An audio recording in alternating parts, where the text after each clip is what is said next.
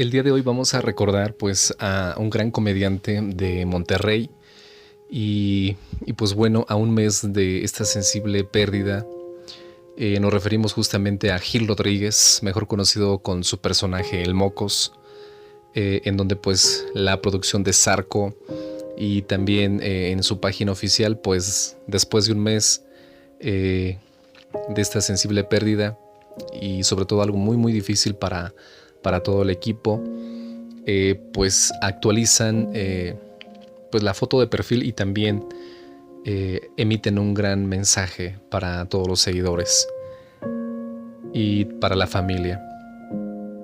Y dice: a un mes de tu partida te seguimos recordando con mucho cariño y respeto por siempre, amigo Gil Rodríguez, el Mocos.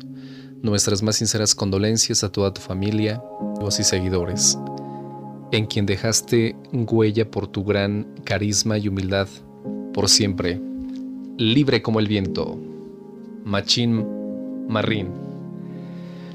Pues bueno, es parte de la información que les podemos compartir. Y pues bueno, también se actualiza la foto de portada, en donde también con gran cariño de parte de todo el staff y equipo de Zarco, pues recuerdan a Zacarías, mejor conocido como el Mocos, y sobre todo a la gran persona que es y que fue Gil Rodríguez, un gran comediante que comenzó desde abajo.